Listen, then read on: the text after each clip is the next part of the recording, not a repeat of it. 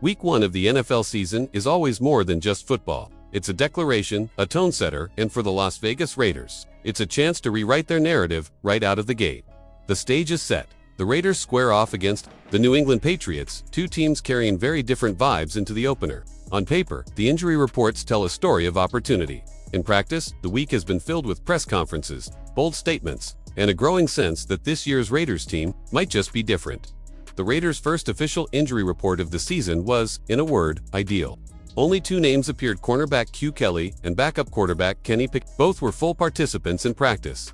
That's not just good news, that's a dream scenario for a team trying to establish itself. Against a perennial chess master like Bill Belichick's Patriots, Kelly's presence matters most. A hamstring tweak could have sidelined him, but instead, the rookie is healthy, explosive, and ready to start. His rise has been nothing short of remarkable. He came into camp fighting just to make the roster, outperformed veterans, and now finds himself opposite Eric Stokes as a starting corner. Raiders football has always thrived on underdog grit, and Kelly embodies it perfectly. His speed and physicality will be tested early, but his story has already won over fans. Then there's Kenny Pickett. The trade to bring him in raised eyebrows, but after Aiden O'Connell's injury, Pickett's value became clear. He's not expected to see the field unless disaster strikes, but knowing he's healthy and ready gives the Raiders something they haven't had in years: reliable quarterback depth. In a league where one play can wreck a season, that's a quiet but crucial win.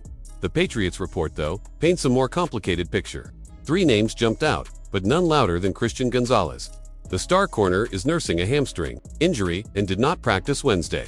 If he can't go, or even if he's slowed, the Raiders' deep threat receivers will smell blood in the water. Dante Thornton Jr., Trey Tucker, and Jacob Myers have the speed and skill to exploit a weakened secondary. Charles Woods, battling a concussion and groin injury, was limited. That tells you New England will be cautious, maybe even overprotective. Chris Chisholm, 3, looks ready to play, but 2 question marks in the defensive backfield is not what Belichick wants when facing a Raiders offense eager to prove itself. And that brings us to Jacob Myers. His voice has been the loudest this week, not because of trash talk, but because of honesty. Myers told reporters flat out that he believes he deserves a contract extension. He's right. His production has been steady, his leadership invaluable, and his commitment to the Raiders undeniable. Unlike many stars, Myers didn't hold out, skip camp, or air dirty laundry online. He showed up, did the work, and quietly made his case. Still, you could hear the frustration between the lines. He loves being a Raider, but he also knows careers are short and families depend on financial security. The bombshell. He admitted he requested a trade back on August 25th. The front office refused without hesitation. To him, it felt like asking your father for something as a kid and getting a flat no. That wasn't a threat to leave, it was leverage, a way to force the team to recognize his worth. And honestly, he's earned that recognition. Pete Carroll, entering his first game as Raiders head coach, didn't shy away from the stakes. He called it a buckle-your-chin-strap kind of game, the type decided in the trenches. For Carroll, this opener is personal. Years ago, his stint as Patriots head coach ended badly. Facing them now is more than strategy, it's redemption.